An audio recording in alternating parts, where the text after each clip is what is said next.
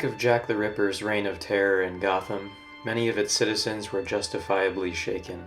The serial murderer's impact could not be minimized. One such affected citizen was Harvey Dent. The county prosecutor had been in the thick of the politics during that time. Harvey had prosecuted against his own best friend, Bruce Wayne, thus betraying the millionaire's trust. Harvey had ousted himself as a resentful, two-faced friend. Instead of feeling remorse for this, Harvey's resentment turned to a festering hatred. Despite his Calvinistic upbringings, Harvey saw no problem with this. He had been raised on Christian concepts of predestination and divine justice, and saw this as his true path. He carried on living his life as normal, but he continued to treat Bruce coldly, and Bruce in turn responded in kind. In spite of this, both Harvey and Bruce were involved in the new plans for the Gotham World Fair. The fairgrounds may have been heavily damaged in the fire caused by Jack the Ripper, but the dream for the fair lived on. Spearheaded by Mayor Tolliver, preparations went underway. It was the hope of many that this event would bring the people of Gotham closer together. Gilda Dent, Harvey's wife, watched him unravel over the course of the next few months. Harvey's involvement with the city council proved to be a negative one. A recent arrival to Gotham City, E.N. Ashton, hailed from England. Ashton was a wealthy man, and he became involved with the planning of the new fair. Ashton befriended Harvey during this time, and the two became fast friends. They would go out together to pubs and share their woes over drinks.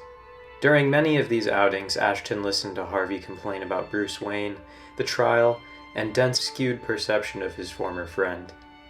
Ashton encouraged Harvey, on numerous occasions, to stand up for himself and confront the young Wayne. Harvey planned to do just that, under the guise of asking Bruce to the Dionysus Club to catch up over drinks. Bruce hesitantly accepted this proposal, wary of his former friend's intentions, and rightly so. The scene that Bruce witnessed upon his arrival to the club was a disparaging one. Harvey was already clearly drunk and antagonistic towards the other patrons.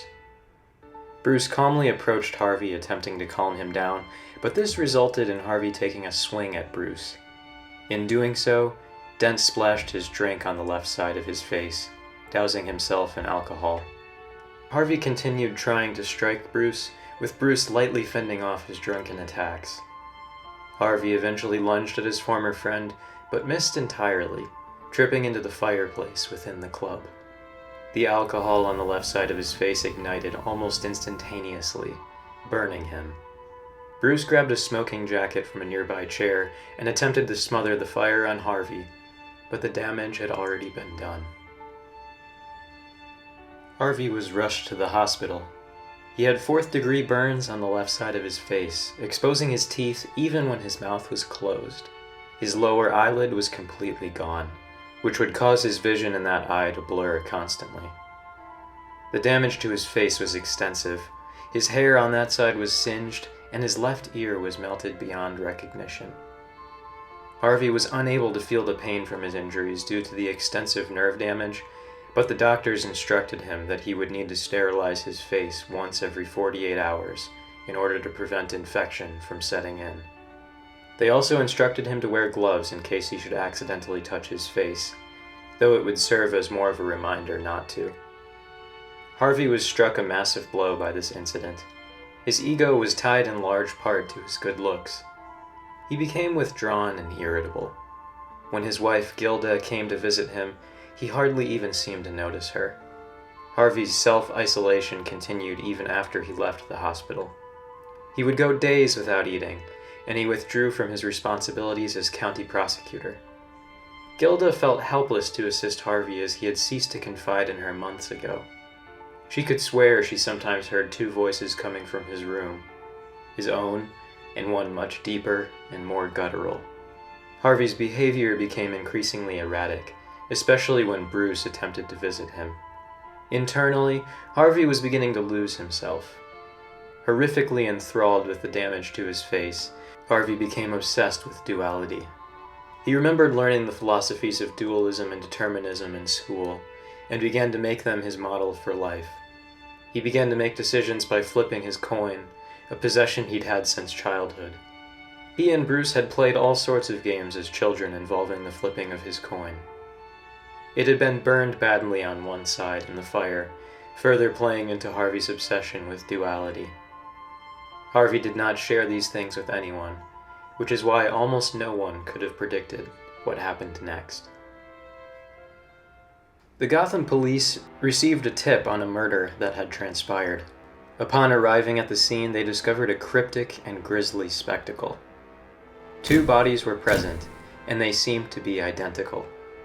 The police discovered that they were twins, and the address they had lived at was 22 Tucson Street. Their names were Thomas and Marcus Dugan, members of Gotham's socialite circle. The building they had been found in was formerly known as Janus Casino. It had been shuttered years prior by the owners, the Sionis family.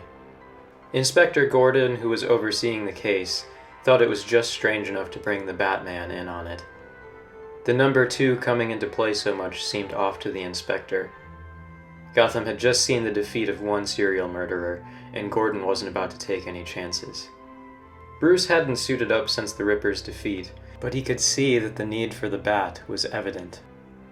The Batman joined the investigation, but without more evidence, they were unable to discover much. Then another event occurred, a robbery at Gotham Bank. By the time the police arrived, the culprit had already fled, but witnesses gave a gory account of the perpetrator. They alleged that the bank robber had wielded twin pistols and stolen a total of $2,222.22 from the bank. The robber had also been horribly disfigured on the left side of his face. Witnesses claim it was like he had 2 faces. The police took this into account, and the name Double Man was coined due to the crime's focus on the number 2. The Batman, on the other hand, was very concerned to hear the witnesses' accounts. The Bat rushed to the home of Harvey Dent. His suspicions were confirmed when he found a very worried Gilda Dent. She told him that Harvey had gone missing. She had not seen him in a week, which was right in the time frame of these murders. In Harvey's study, the Bat discovered notes and scrawlings detailing the 2 crimes that had been committed thus far. The Batman's worst suspicions were realized. Harvey Dent was the Double Man. Now in a spiral, Harvey continued on his dualistic crime spree. Reason had nothing to do with it, and the crimes seemed random. The Batman saw the anger and pain in his former friend's actions, but he could not locate him. Predicting such random and specific crimes proved difficult, with the police and the Bat usually arriving too late. What finally led the Batman to Harvey was a letter. It didn't arrive at the police station, and it didn't arrive at any of the crime scenes. It came to Wayne Manor, and it was addressed to Bruce Wayne. Bruce was startled by this sudden development, and became very worried upon reading it. The letter detailed Harvey's unraveling over the past weeks.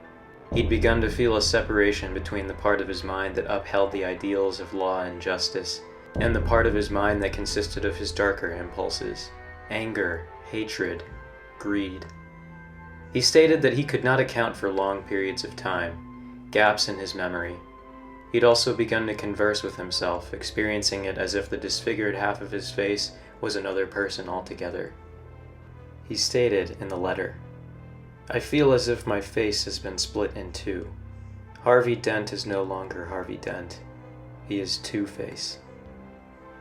Bruce grew increasingly concerned as he progressed through the letter. He got the sense that Harvey had written this letter while in a more lucid state of mind, and he felt the need to answer Harvey's call for help. Harvey had detailed his whereabouts, the defunct courthouse north of Skinner's End.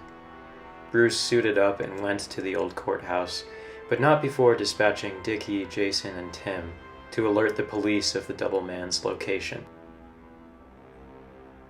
The scene that the Batman came upon was shocking to him. The courthouse had been divided in 2, with one side being stately and clean, and the other being marred, burned, and dirty. Upon exploring the premises, the Batman was attacked by Harvey. The former county prosecutor was firing his dual revolvers, all the while shouting in a deep, guttural voice, asking how the Bat had found him.